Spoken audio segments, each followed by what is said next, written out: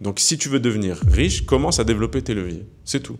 Et si tu veux devenir riche rapidement, sans avoir de levier, bah, oublie. C'est pas possible. Tu veux travailler pour quelqu'un qui est entrepreneur et qui cherche des A-players, des talents, bah, deviens un A-player, deviens un talent, commence à produire des trucs. Même si tu le produis pas pour des clients, commence à le faire un peu en mode passionné. Tu t'inventes des projets imaginaires, tu construis un portfolio, tu commences à monter en compétences, tu lis, tu crées du contenu, tu fais des choses en fait. Tu produis des choses jusqu'à ce que ça devienne évident. En fait, tu deviens tellement bon que plus personne ne peut t'ignorer. Ça, cette phrase, je l'aime beaucoup. Retenez-la. Hein. Devenez tellement bon que personne ne peut vous ignorer. Fatih, j'ai l'impression que les Français sont bloqués dans leur richesse à cause de leur mindset. Est-ce que tu confirmes cette intuition? Est-ce que les Français sont bloqués dans leur richesse à cause de leur mindset? Alors, je pense que ça dépend des Français, parce qu'aujourd'hui, on a parmi les plus grandes fortunes du monde, on a des Français, parce que le peu qui a compris justement qu'est-ce qui allait pas dans la culture française est hyper concurrentiel contre tout le monde, contre tout le reste. C'est beaucoup plus facile de gagner quand tout le monde est un perdant, entre guillemets. Donc ça, c'est une première chose. La deuxième chose, c'est qu'effectivement, il y a un problème dans le rapport à l'argent dans la culture française. Déjà, il y a cette logique de détester l'argent. L'argent, c'est mal. Et je crois que c'est ce qui est en train de rendre la France complètement foutue d'un point de vue économique. C'est que vu que l'argent, c'est mal, il faut avoir des taxes exorbitantes, redistribuer l'argent à tout le monde.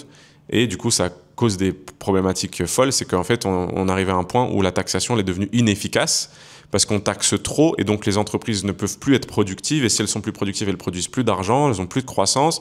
Et donc, on peut plus les taxer. Donc, en fait, à court terme, on a peut-être plus d'argent, mais à long terme, on a de moins en moins d'argent. Donc, c'est le paradoxe qui est causé par cette croyance culturelle que l'argent, c'est mal. Mais en fait, il faut reframe toute cette problématique. C'est que dans la culture française, on a hérité, on va dire, de la culture catholique où effectivement l'ascétisme s'est valorisé, etc. Dans la culture britannique, allemande et américaine, et scandinave, on peut ajouter, c'est la culture protestante qui est du coup beaucoup plus familière avec l'argent, beaucoup plus à l'aise avec le sujet de l'argent, et qui considère même que l'argent ou la richesse, c'est une bénédiction divine. Alors nous, en islam, on a une position qui est un peu alternative, qui est ni l'une ni l'autre, c'est-à-dire que l'argent, ça peut être une bénédiction comme une malédiction. D'accord? Tu peux avoir la bénédiction dans la pauvreté, la bénédiction dans la richesse. Pourquoi? Parce que en fait, ça peut être un témoin pour toi ou contre toi. Tout dépend de comment tu l'utilises. Est-ce que tu es sadiq, amin? Est-ce que tu es capable de justement être véridique et digne de confiance avec ton argent? Est-ce que tu l'utilises à bon escient, etc. Donc c'est juste ça. Mais justement, ce qui est encouragé, nous, c'est d'être les numéros un. L'islam doit être numéro un. Les musulmans doivent être numéro un. C'est une anomalie que les musulmans ne dominent pas le monde. D'accord? Inni ja'ilun fil ardi khalifa. Nous avons fait descendre sur terre, nous avons fait descendre un khalifa, des héritiers. Et le but de ta'muruna bil ma'ruf wa tanhauna 'anil munkar, c'est wa tu'minuna billah. Nous devons, en tant que communauté, appeler au bien et prescrire le mal et croire en Allah. C'est-à-dire que par défaut, on a deux positions possibles sur terre, théoriquement, selon notre croyance, c'est soit être soumis à Allah, soit être soumis aux musulmans. D'accord? Ça, c'est la position. D'accord? On doit, en tant que musulman, être numéro un, et c'est une mission divine. D'accord? Donc, l'argent, c'est un vecteur. L'argent, c'est un moyen. Et de manière générale, en fait, l'argent, c'est juste un représentant de la valeur que tu crées. L'argent, c'est rien. L'argent, c'est du papier. L'argent, c'est un chiffre qui représente la valeur que tu peux transférer. D'accord? La valeur que tu crées, c'est pas de l'argent. Tu crées pas de l'argent. Tu crées de la valeur. Quand tu crées de la valeur, les gens échangent cette valeur contre de l'argent que toi, tu peux échanger contre une autre valeur. Donc, à la base, c'est ça, l'argent. OK? Et du coup, nous, on doit créer plus de valeur et on doit être concurrentiel. Dans tous les cas, que ce soit militairement, politiquement, économiquement ou sportivement ou intellectuellement, de quelque manière que ce soit, on doit être concurrentiel. Même usari'una bil khayrat, tu vois, yusari'una bil khayrat, c'est ceux qui ils se concurrencent dans le bien, d'accord? Il faut qu'on soit concurrentiel. On ne peut pas avoir une mentalité de oui, l'important c'est de participer. Non, l'important c'est de gagner, c'est d'être numéro un, d'accord? Nous, on ne veut pas juste aller au paradis. On va aller au plus haut degré du paradis. Il y a des degrés, non? Donc, tu n'as qu'une seule chance de faire le contrôle. D'accord? Le contrôle, c'est la dunya. On n'a qu'une seule chance de la faire. Donc, l'ambition, ça ne doit pas être juste, ouais, moi, je veux juste passer. Je veux mention passable pour l'éternité. Si tu as l'éternité et tu n'as qu'une seule chance pour l'éternité, mais vise Jannat al-Firdaus, al-A'la. Tu vois? Le plus haut degré du paradis. Et c'est la même chose dans cette dunya, c'est qu'on doit être numéro 1. On ne doit pas être juste, ouais, numéro 2, ça me va, 3, ça me va. Non. On doit faire tout notre possible pour être numéro 1, à l'échelle individuelle ou à l'échelle communautaire. Tu vois. Donc ça, c'est la première chose. Et la deuxième chose, c'est qu'il y a un problème aussi, moi, que j'ai remarqué, ça, c'est plus lié, comment dire, au milieu social, et c'est un peu plus universel, c'est pas spécifiquement français. Ce qui est spécifiquement français, c'est de voir l'argent en mal, ou quelque chose de pas éthique, ou la vente comme étant quelque chose de mal, alors qu'en réalité, je vais conclure sur ça d'abord avant de passer au sujet suivant, c'est vendre, c'est résoudre un problème pour quelqu'un, que quelqu'un est prêt à payer pour. Tu es prêt à payer pour que je résolve ton problème, très bien, je t'ai vendu quelque chose. La manipulation, le mensonge, c'est mal. Vendre, c'est je veux résoudre ton problème, est-ce que tu es prêt à me payer pour que je résolve ton problème? Très bien, bah super, bismillah, je résous ton problème. Et plus tu gagnes d'argent, plus ça veut dire que tu résous des problèmes à grande échelle pour plus de monde. Et surtout, si tu le fais de manière constante et que tu as de la bonne réputation, du bouche à oreille, etc., ça veut dire que tu as un super produit ou un super service ou une super solution à vendre, tu vois. C'est pas éthique, entre guillemets, si tu trompes les gens et que tu vends quelque chose qui est mauvais, ils se rendent compte a posteriori, ah bah tiens, ça vaut pas la peine, ça vaut pas le prix que j'ai payé, et donc tu as une mauvaise réputation et tu finis par arrêter de vendre de toute façon. Ça, c'est la mentalité, je pense, court terme plutôt que de penser long terme, je pense gagner de l'argent vite plutôt que d'avoir un super business et un super produit. Bon, ça, c'est juste une notion d'entrepreneuriat à clarifier. Un bon entrepreneur, c'est quelqu'un qui fait un super produit, un super service, une super solution, qui résout un problème profond, qui est douloureux et pour lequel les gens sont prêts à payer. Simple. Voilà. Donc ça, déjà, on le met de côté. Donc ça, c'est un truc qu'il faut éliminer. Deuxième point, ce dont je voulais parler, c'était, donc ça c'est plus universel à la pauvreté peut-être, ou donc dans toutes les cultures, c'est scarcity versus abundance mindset. Scarcity mindset, abundance mindset. Donc scarcity mindset, c'est la peur de manquer, ou le mindset de la rareté. Penser que les ressources sont rares, que la richesse est rare. Versus abundance mindset, c'est de se dire, bah, de toute façon, l'argent il est infini, entre guillemets. Et c'est ça qu'on voit souvent, la différence entre quelqu'un qui est salarié ou qui gagne peu d'argent. Salarié parce qu'il se dit je n'ai que tel montant par mois, donc je dois dépenser ce montant limité, rare, par mois. L'entrepreneur, déjà, il se dit ben, moi, je n'ai pas de montant minimum, maximum. Genre, je peux juste gagner plus, tu vois. Donc peut-être je vais investir dans ça, ça va m'apporter tellement de valeur que je vais doubler mes revenus. Tu vois, donc déjà, ce switch-là, la différence entre le salarié et l'entrepreneur, c'est qu'il y en a un, il se dit je peux gagner plus, l'autre il se dit bah non, il faut que je demande à mon patron de m'augmenter de 10% par an, quand, et 10% encore je suis gentil, quand l'inflation en fait elle vient annuler mon augmentation. Tu vois. Donc ça c'est la première chose. La deuxième chose c'est que dans la concurrence, il y a un truc qu'on a remarqué toi et moi chez certaines personnes de la communauté, c'est qu'elles se sentent menacées dès que tu rentres dans leur industrie. Sauf que elles ne se rendent pas compte que le marché, il est énorme. Et surtout, souvent, on crée un marché. Qu'est-ce que ça veut dire, créer un marché? C'est que parce que tu crées une solution, en fait, tu vas éduquer les gens sur le problème, éduquer les gens sur la solution, éduquer les gens sur le produit. Et donc, on a plus de gens qui vont résoudre leur solution qu'ils n'auraient même pas pensé à la résoudre avant. Ce qui fait que le fait d'être plusieurs, tout le monde profite du fait que le marché cible est éduqué. Et donc, tout le monde gagne plus. Moi, j'ai fait l'expérience avec un des marchés dans lequel je suis. Je me suis rendu compte qu'en fait, on profitait tous collectivement de la croissance du marché en ayant plus de concurrence, plutôt que, justement, qu'il n'y ait que 3-4 acteurs. Parce que s'il n'y avait que 3-4 acteurs, le marché serait beaucoup plus petit, beaucoup moins connu, et on ne profitera pas tous des externalités positives de la publicité de tous les acteurs. Le fait que tous les acteurs fassent de la publicité en long, en large, en travers, tout le monde est au courant que ce marché existe, tout le monde est au courant du problème, tout le monde est au courant du besoin. Et en fait, on a des clients tous les ans pour qui c'est la première fois qu'ils achètent ce truc alors qu'ils ont ce problème depuis 10 ans. Ça veut dire qu'il y a des nouveaux clients qui rentrent dans le marché tous les ans. Donc le marché s'agrandit. C'est comme, en fait, au lieu de penser, il y a un gâteau et on se partage des parts d'un gâteau et du coup, bah, si je suis tout seul, j'ai tout le gâteau, si on est deux, j'ai que la moitié. Et bah, dis-toi, en fait, quand on est deux, on a grandi le gâteau. Ça, c'est autre chose, c'est plus sur le tawakkul et le rizq. Mais oui, et autre chose, c'est que Allah, il est razaq. Allah, il est capable de toutes choses.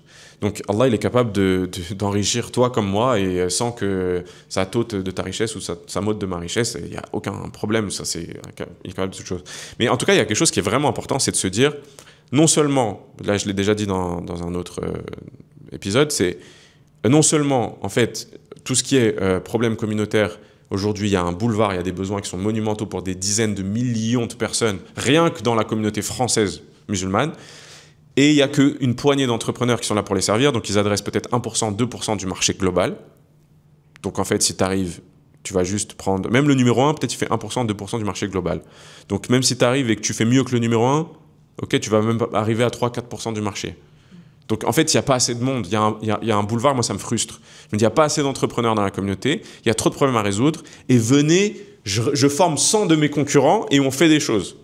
Moi j'ai pas peur de former mes concurrents dans justement les formations business, parce que je veux qu'il y ait plus d'entrepreneurs. Et s'il y a plus d'entrepreneurs et plus de concurrents, non seulement les produits vont devenir meilleurs, non seulement les accompagnements vont devenir plus sérieux, plus approfondis, ça va nous challenger les uns les autres, et il y aura plus de gens qui vont se former à l'entrepreneuriat, donc plus d'entrepreneurs, donc plus de business, et donc plus d'argent dans la communauté. C'est simple, tu vois. Et paradoxalement, on a encore des gens qui disent « Ouais, mais si lui, il fait pareil que moi, ou il fait dans la même industrie que moi, je vais avoir moins. » Non, c'est faux. Ce que tu sais pas, c'est que lui, quand il fait de la com, quand lui, il sensibilise les gens sur leurs problèmes, les gens réalisent leurs problèmes, et peut-être ils vont venir acheter chez toi, en fait. Tu vois. Voilà. Donc, tant que tu touches pas 100 000 personnes, ou tant que tu n'es pas connu comme Coca-Cola, tout le monde te connaît, bah en fait, t'as aucune menace à avoir un concurrent. Sur cette même idée, comme tu parles de Coca-Cola, justement, j'avais regardé une vidéo il n'y a pas très longtemps, justement, sur l'idée de créer un nouveau marché. Et donc, on a tendance à penser, justement, que le marché de la boisson, pour reprendre et rebondir sur ton exemple, et surtout le marché du soda, est saturé. Qu'on ne peut pas arriver avec une nouvelle boisson gazeuse et devenir du coup le numéro 1 et complètement éjecter Coca-Cola ou Pepsi potentiellement du marché. Et en fait, il y a l'histoire de... Je me rappelle plus de son nom, c'est l'histoire d'un monsieur qui, justement, a voulu développer une boisson. Et en fait, il s'est dit, OK, je pourrais inévitablement pas concurrencer Coca et tous les grands du marché du soda. Mais moi, ce que je veux faire, c'est une boisson. Je suis passionnée par ce produit. Et en fait, qu'est-ce qu'il a fait ? Il a créé un nouveau marché en créant une nouvelle forme de boisson. Et c'est le créateur de Red Bull. Et en fait, ce que je trouve incroyable dans cette idée-là, c'est un peu ce que t'exposes, c'est que, OK, il y a un marché qui est saturé, un marché dans une forme de marché dans une industrie générale qui semble saturée. Mais ce qui revient à réfléchir en abundance mindset et pas en scarcity mindset, c'est de se dire, OK, mais qu'est-ce que eux n'ont pas fait que moi je peux faire, toujours en restant en fait en visant la même cible de la même industrie. Et à l'heure actuelle, Red Bull, c'est un des plus grands mondiaux en fait, et tout le monde le connaît, limite à la même échelle que Coca. Et pourtant, il est arrivé après Coca, et c'est très récent, tu vois. Donc je trouve que ça illustre bien ce que t'expliques. Et du coup, pour continuer dans cette logique de mindset, scarcity mindset versus abundant mindset, ce qui est intéressant de remarquer, c'est que plus t'es fort, plus en tant qu'entrepreneur t'es bon, plus tu vas vers les autres entrepreneurs de ton industrie. Et plus tu crées en fait une sorte d'écosystème des élites de ton industrie, et je trouve ça intéressant. Et du coup, donc, dans cette logique concurrentielle, moi j'avais remarqué que toi, t'étais dans encore une autre posture, pas celle de créer ton propre marché dans ton industrie, mais qu'au contraire, t'étais dans une logique de connexion avec la plupart des entrepreneurs de la même industrie que toi. Et moi, j'aimerais savoir, en fait, pourquoi tu fais ça ? C'est une excellente question. En fait, là, par exemple, on est de passage à Dubaï. Et du coup, à Dubaï, il y a plein d'entrepreneurs musulmans qui font des formations en ligne, qui sont entrepreneurs sur des business sur le web et tout ça. Et il y en a, ils sont à l'Armabelle, qui sont très avancés et tout ça. Et en fait, ce qui est intéressant, c'est que naturellement, il y en a plusieurs d'entre eux qui m'ont dit viens on se rencontre. Et moi pareil, j'ai proposé à d'autres qu'on se rencontre. Pourquoi ? Parce qu'en fait tous, et c'est pas pour rien qu'ils sont arrivés là, ils ont l'abundance mindset, ce mindset d'abondance, de se dire en fait en étant ensemble on va créer encore plus de valeur pour tout le marché que si on reste chacun dans notre coin en pensant qu'on est concurrentiel. C'est-à-dire que rencontrer tes concurrents, entre guillemets, même si ce n'est pas des concurrents directs, puisqu'on ne fait pas tout à fait la même chose, c'est hyper intéressant parce que ça te permet non seulement de créer des crossovers, etc. Si tu as tous les gens de la même industrie qui se rassemblent et qui font un événement ensemble, toute l'industrie se fait connaître plus que si on fait chacun des choses de notre côté. C'est 1 + 1 est égal à 3, tu vois. Donc il y a cette logique-là. Il y a cette logique aussi de tu as envie d'apprendre les uns des autres. Parce que si on apprend les uns des autres, pareil, tout le marché s'améliore, tous les produits s'améliorent, tout ce qu'on propose s'améliore. Donc c'est bien pour les clients, on crée encore plus de valeur pour le marché. Voilà. Et en fait, ouais, je sais pas comment expliquer, mais si tu veux, il y a vraiment ce truc de se dire, ok, c'est des gens qui ont du levier, comme moi, ils ont des boîtes, comme moi, ils ont des talents, comme moi, ils ont des audiences, comme moi. Et en fait, faire des choses ensemble, ça va être des alliances où on va profiter des audiences respectives. Je vais faire augmenter mon audience, il va faire augmenter son audience. Je vais monter en compétence, il va monter en compétence. Je vais pouvoir lui staffer des talents peut-être que j'ai dans mon réseau dont il a besoin, dont j'ai pas besoin, et inversement. Et il y a tellement de synergies en fait à faire que même si c'est ton concurrent à the end of the day, il a son compte bancaire, tu as ton compte bancaire, et ben les deux comptes bancaires augmentent quand tu te rencontres, tu vois. Et surtout quand ça se fait à l'échelle de toute l'industrie, c'est-à-dire que tu rencontres pas une personne, deux personnes, c'est que tu rencontres tout le monde, tu vois. Et ça, c'est magnifique. Et du coup, moi, ça me fait penser, toujours dans cette logique d'abundance mindset, pas seulement à l'échelle des entrepreneurs, mais également à l'échelle de ta boîte, tu as appliqué cette logique-là. Là où tes concurrents, pour le coup, ne l'ont pas fait et ont été paradoxalement perdants. En fait, ce à quoi Sarah fait allusion, c'est que dans mes différentes boîtes, j'ai toujours eu le réflexe de me dire je paye pour la valeur et je paye pas juste pour avoir des gens, des travailleurs. C'est-à-dire que moi, j'ai rencontré beaucoup d'entrepreneurs dans la communauté qui avaient l'habitude de sous-payer les gens ou d'avoir, pas sous-payer les gens, mais de prendre des gens qui sont pas chers. C'est-à-dire de se dire, moi, je vais prendre des stagiaires, des apprentis, et je vais avoir une grosse force de travail, je vais avoir plein de gens, mais au final, je paye pas pour du talent. C'est-à-dire que au lieu de payer 3 fois, 4 fois plus les meilleurs et d'avoir que les meilleurs autour de moi, je vais avoir 30 personnes qui sont médiocres ou qui sont débutantes. Moi, j'ai appliqué la logique inverse, toujours étant non conformiste, en me disant, moi, je veux les meilleurs, je suis prêt à payer pour le talent et je vais payer extrêmement cher pour le talent au-dessus des standards de l'industrie. D'accord ? Tu ne peux pas overpay for talent. C'est impossible de trop payer pour le talent, tu vois. Et du coup, ça t'a permis quoi ? Et donc, qu'est-ce que ça m'a permis ? En fait, ça m'a permis d'avoir des leviers, mais incommensurables que personne d'autre peut avoir. C'est que quand tu as des talents, tu peux débloquer des choses dans ton business que tu ne pourrais pas par ailleurs. Et autre chose, c'est que par exemple, j'ai fait des grosses campagnes d'influenceurs avec des centaines d'influenceurs et tout ça. Presque systématiquement, je les ai payés plus que moi. C'est-à-dire qu'ils ont pris plus d'argent sur la vente que moi, la marge que j'ai pris. Et quelqu'un, on va dire, qui n'a pas cette logique d'abondance, il va d'abord se dire « Ouais, moi, il faut que je fasse plus de marge, je maximise de marge, ils ne vont pas quand même gagner plus que moi. Je vais les payer le minimum possible. » Sauf que les payer le minimum possible, ça va les désincentiver, ils vont être moins motivés, ils vont te faire moins de ventes. Alors que moi j'ai pensé long terme, je me suis dit, plus je les paye, plus ils vont être motivés, plus ils vont me faire de ventes. Donc déjà, mon chiffre d'affaires, il va être beaucoup plus grand. Certes, je vais faire moins de marge à court terme, mais à long terme, ma brand, elle est beaucoup plus connue. Les clients, c'est moi qui les garde. Le capital, c'est le mien. Et eux, ils ont gagné de l'argent à court terme, ils en ont gagné beaucoup et ils m'ont servi à fond, c'est-à-dire ils se sont donnés à fond et ils sont super contents même dans la relation qu'ils ont avec moi, ils veulent rebosser avec moi. Et parmi les plus gros partenaires que j'ai eu, qui ont fait parfois 10 000 euros sur une campagne, eh ben, ils me disent, la campagne, elle conclut comment dis-moi dès que tu as un prochain projet, je suis in, et vous avez parmi les plus gros influenceurs de l'industrie qui me disent des trucs comme ça, qui sont bouillants pour rebosser avec moi. Pourquoi ? Parce que je suis peut-être le deal qui les a mieux payés de l'année, tu vois. Et donc, après, ça, une relation comme ça, c'est le genre de choses, ça ne s'efface pas, ça reste, et ça, c'est un vrai asset, tu vois, en termes de network, de relationnel, etc. Donc, en fait, il faut voir au-delà de juste payer pour le prix, il faut payer pour la valeur. Ça aussi, c'est deux choses qu'on a différentes entre on va dire, la mentalité de riche et la mentalité de pauvre. C'est que la mentalité de pauvre, c'est je paye le prix le moins cher. Sauf que quand tu payes le prix le moins cher, eh ben, tu n'as pas la valeur qui est en face. Quand tu payes pour la valeur, tu ne regardes pas le prix. Le prix, 50 000 euros, c'est trop cher ou pas ?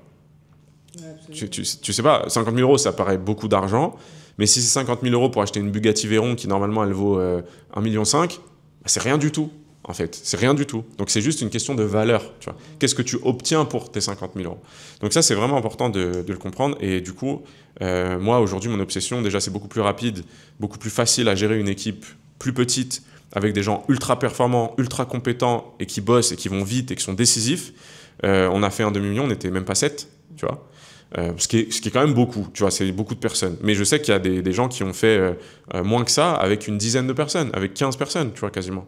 Donc 15, 20, tu vois.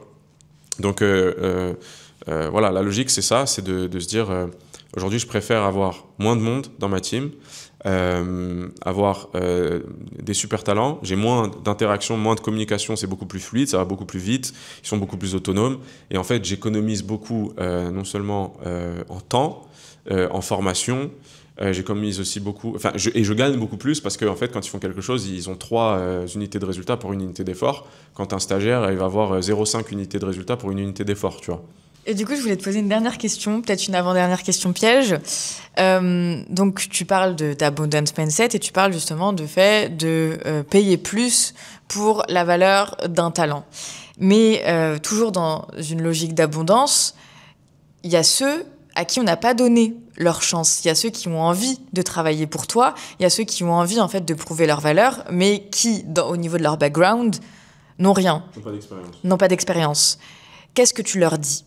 Ça, c'est une super question. Je trouve que c'est cool parce que ça m'arrive souvent qu'en fait, des gens me disent « Ouais, je veux travailler pour toi gratuitement. » y a une phrase que Warren Buffett il disait quand il a voulu faire un stage avec le mentor de Wall Street dans les années 30-40. Il a dit « Je veux travailler gratuitement pour toi. » Et il lui a répondu « C'est trop cher. » Et il n'a pas compris. « Comment ça, c'est trop cher? C'est gratuit. Tu devrais me payer pour travailler pour moi. » Pourquoi? Parce que moi, je vais prendre du temps. Je vais devoir te former. C'est pas dit que tu me rapportes de l'argent. Et tu vas me faire me tirer les cheveux et me faire peut-être prendre des risques pour ma boîte, etc., etc. Donc en fait, tu devrais me payer pour travailler pour moi. C'est pour ça que je fais des formations aujourd'hui. C'est que en fait, les gens, je travaille, je leur transmets de la valeur et je leur apprends ce que je sais et ils payent pour ça. C'est-à-dire qu'ils c'est pas juste travailler gratuitement, c'est qu'ils payent pour que je les accompagne, je les forme et tout. Donc voilà. Donc gratuit, c'est trop cher, première chose. Et la deuxième chose, c'est que tu veux travailler pour moi, entre guillemets, pas moi dans l'absolu, moi je suis personne, mais pour quelqu'un qui est entrepreneur et qui cherche des A-players, des talents, bah, devient un A-player, devient un talent, commence à produire des trucs, même si tu ne le produis pas pour des clients, commence à le faire un peu en mode passionné, tu t'inventes des projets imaginaires, tu construis un portfolio, tu commences à créer des choses, tu commences à monter en compétences, tu lis, tu travailles, tu montres ton travail, tu crées du contenu, tu fais des choses en fait, tu produis des choses jusqu'à ce que ça devienne évident. En fait, tu deviens tellement bon que plus personne ne peut t'ignorer. Ça, cette phrase, je l'aime beaucoup, retenez-la, hein. Devenez tellement bon que personne ne peut vous ignorer. Et en fait, quand vous arrivez à ce stade-là, déjà, il y a plein de gens autour de vous qui vont commencer à vouloir bosser avec vous, parce que vous avez déjà construit quelque chose, vous avez des leviers, et après, bah, les meilleurs voudront travailler avec vous si vous commencez à vous démarquer, tu vois. Du coup, là, tu es en train de dire, si je comprends bien, que le nouveau CV ou l'expérience d'aujourd'hui, c'est l'expérience qu'on se crée nous-mêmes pour nous-mêmes et qu'on n'a plus besoin d'aller chercher l'expérience chez des boîtes en tant que stagiaire ou en tant que salarié de basse renommée. C'est ça, moi déjà, je pars du principe qu'il ne faut pas être salarié, tu vois, parce que moi je préfère travailler avec des freelances, des gens qui ont un mindset d'entrepreneur, etc. Ça c'est une préférence personnelle et je pense qu'il n'y a rien de plus efficace que quelqu'un qui est responsable, qui a du skin in the game et du coup un freelance il a beaucoup plus de skin in the game, de responsabilité qu'un salarié, d'accord? Tout ça c'est la première chose. La deuxième chose c'est que en fait quand tu es indépendant, quand tu es freelance, tu peux aisément créer des projets imaginaires. Genre tu t'amuses à refaire le site de Adidas, personne ne t'en empêche, tu vois, tu peux le faire. Donc juste travaille et montre ton travail. Il y a un livre que je vous recommande, c'est Austin Kleon, Show Your Work. Il y a plusieurs livres de Austin Kleon, je vous dis, lisez-les tous. Hein. Show Your Work, Still Like an Artist. Je mélange les deux livres là. Still Like an Artist. Et le dernier, c'est Keep Going. Donc Still Like an Artist et Show Your Work, qui sont extraordinaires, moi, ils m'ont vraiment marqué. Mais en gros, montre ton travail, en fait. Montre de quoi tu es capable. Show, don't tell, tu vois. Montre et arrête de parler. Arrête de dire ouais, j'ai du potentiel, moi je peux faire ça, ça. Non, je m'en fous de ce que tu peux. Plein de gens m'ont fait des promesses et plein de gens n'ont pas assumé les promesses. Plusieurs fois, j'ai eu des gens qui sont venus, ça m'est arrivé plusieurs fois, j'ai recruté des gens gratuitement, m'ont dit ouais, moi je veux apprendre avec toi et tout. Ils ont travaillé 2-3 mois avec moi, je leur ai dit tu lis ça, tu fais ci, tu fais ça. Au bout de 3 mois, tu dois pouvoir faire ci. Au bout de 3 mois, il n'y avait rien du tout. Et aujourd'hui, ces gens-là, ils n'ont rien fait, tu vois. Et parce qu'ils n'avaient pas skin in the game, ils n'ont pas galéré, ils n'ont pas eu la douleur du patemata, matemata, apprendre par la douleur, tu vois. Et du coup, voilà, commence par faire des projets imaginaires. Après, tu peux proposer gratuitement tes services à des boîtes pour te faire ton portfolio, pour te faire tes case studies, pour montrer que tu es capable d'apporter du résultat à une boîte en circonstances réelles, etc. Et déjà, tu vas comprendre les besoins des entrepreneurs, tu vas mieux comprendre où est la valeur, tu vas mieux comprendre sur comment monter en compétence, sur quoi monter en compétence, quels sont les niveaux d'exigence et les standards de l'industrie. Et là, tu vas commencer à pouvoir vendre ce que tu fais, tu vois. Donc, il n'y a pas aujourd'hui d'excuses, c'est pas j'ai pas d'expérience. Fais-toi ton expérience, tout seul. Deviens un créatif. Tu vois que les créateurs de contenu, ils ont été salariés pour faire du contenu? Jamais de la vie. La plupart des créateurs de contenu, ils ont créé du contenu par passion, comme ça. Ils ont voulu présenter, montrer leur travail, montrer ce qu'ils faisaient, etc. Et il y en a, ceux qui ont eu le plus de succès, c'est des gens qui ont été extrêmement réguliers sur super longtemps, des youtubeurs, des instagrammeurs ou quoi que ce soit d'autre, mais ils n'étaient pas payés pour faire ça. Et juste au bout d'un moment, en fait, ils ont eu tellement de résultats tellement de renommée grâce à ce qu'ils montraient, grâce à ce qu'ils faisaient, etc., que là, ils ont commencé à rémunérer leur audience, etc. Mais donc, c'est la même chose pour un freelance ou quelqu'un qui veut développer ses compétences, ou même un entrepreneur, en fait. Il faut quelqu'un qui veut être indépendant et ne veut pas être freelance, qui veut vendre autre chose que ses skills. Il faut commencer à vendre, il faut commencer à tester des trucs, et il faut se jeter dans le bain, même si on n'a rien, en fait. Dernière question, est-ce que justement, cette volonté de faire de l'argent rapidement fait partie du scarcity mindset? Alors, le fait de vouloir gagner de l'argent rapidement, pour moi, c'est pas un problème de scarcity mindset. C'est plus un problème de delay gratification, de capacité à relayer ou à retarder la récompense. Moi, je te garantis que si quelqu'un cherche systématiquement à avoir des get rich quick schemes, donc à gagner de l'argent rapidement, il va jamais gagner de l'argent. Il va jamais devenir riche. Il va jamais vraiment construire des leviers. Les leviers, il y a 5 leviers. Le code, les compétences, la fame, le fait d'être connu et d'avoir le levier de la fame, le capital et les employés. Il n'y a que 5 leviers. Donc, il faut développer ces leviers. Le premier que tu peux développer, c'est les compétences. D'accord ? C'est des choses, des leviers, ça te permet d'avoir plusieurs unités de résultats pour une unité d'effort, mais ça prend du temps à développer. Donc, si tu veux devenir riche, commence à développer tes leviers. C'est tout. Et si tu veux devenir riche rapidement, sans avoir de levier, oublie. C'est pas possible. Donc, l'argent facile, ça n'existe pas. Et moi, j'ai perdu beaucoup d'argent à cause justement de personnes qui promettent de l'argent facile. Faites très attention à ça. Deuxième chose, développer des leviers, ça prend du temps. Et aussi, les revenus passifs, ça n'existe pas à moins d'être multimillionnaire. En fait, si tu es investisseur et que tu fais travailler d'autres gens, ok, mais en fait, c'est le levier employé ou le levier capital. C'est que tu as investi l'argent parce que tu avais de l'abondance, tu avais trop d'argent pour vivre, tu avais assez pour vivre, plus un surplus. Tu peux investir cet argent pour le placer pour qu'il te fasse des revenus passifs. Mais avant d'arriver à ce stade, déjà, il faut que tu arrives à vivre de ton propre argent, d'accord ?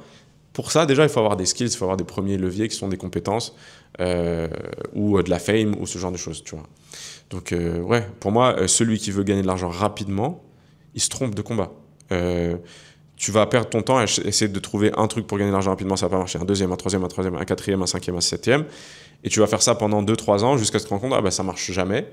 Bah oui, ça marche jamais parce que tu n'as aucun levier. Donc, il faut que tu construises tes leviers. Et quand tu as construit tes leviers, bah, au bout d'un moment, tu peux beaucoup plus facilement créer de la richesse, en fait.